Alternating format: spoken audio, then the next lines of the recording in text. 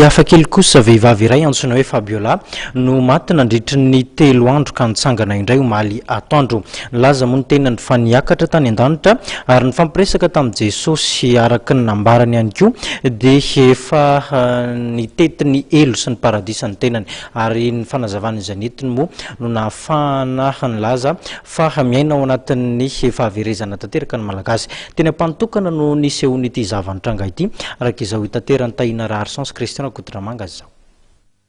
Izy no Fabiola antry ny Aladamoro, vehivavy 30 taona, fantatry ny olona amin'ny hoe Sœur Fabiola. Vao maly tolakandro tamin'ny 3 ora izy no niforona amin'ny fitantarany rehefa maty nanomboka ny alahady lasa teo. Tamin'ny volana Desambra lasa tany no efa nisy izany fanambarana ny fahafatesany raha ny fitantarany. Ady vavaka zay tamin'ny EPP eo ambany eo amin'ny Maskoty. Dia rehefa nivavaka teo zany dia za zany surpilpitra ohatr'izao mihitsy avy manohira fidirana dia hiditra fanatitra zany dia nanao fanatitra dia vita ny fanatitra dia ampiditra mpanompandramanitra itoroteny dia tonga dia nitsangana manoloana ohatran'izao zany Jesosy niaraka amin'ny anjely 7 dia niteny izy tamiko hoe androany atanterahany fotoana ozy izy fa alaiko ianao amin'ny 3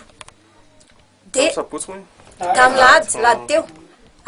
dia averiko anao amin'ny 3 alaiko anao izy amin'ny 3 dia alohan'ny lakamisy ianao no averiko fa aza miteny amin'izy izy fa ho fahatelo andro 3 alina ianao ka raha sy tafaverina ianao amin'ny lakamisy maraina dia ampahafantaro amin'izay ny fianakaviana. Ny anadahany 4 no niambina ity vehivavy ity nandritra ny 3 andro nahafatesany. Nangataka tamin'ny ankohona ny Fabiola ny amin'ny tsy tenenana na amin'iza na amin'iza ny zava-misy. Raha sanatria kosa tsy mifoy izy andro maraina dia izay vao ampilazaina amin'ny fianakaviana rehetra. Zay moa zany dia tsy raha iliana bao zany teny taminay hoe faty izy dia zay fotsiny zany ny kalma foana satria zavatra efa nampahafantarin'Andriamanitra tamile izy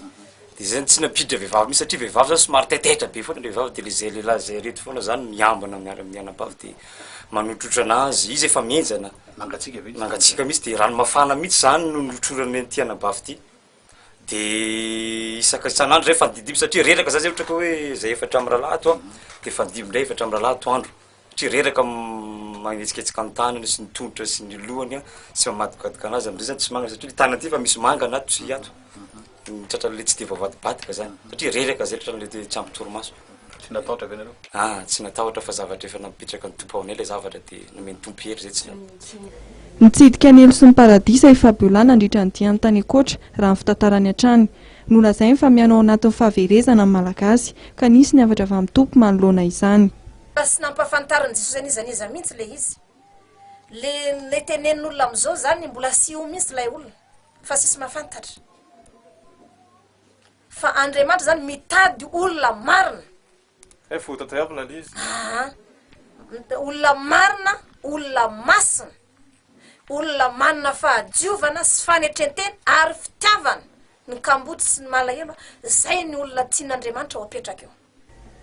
Fandroany amin'izao no voalaza fa nodimandry i Fabiola voalohany tamin'izany tamin'ny taona 14 izay nahatonga azy ho fotsy fihodirana raha toa ka mainty izy talohan'izay.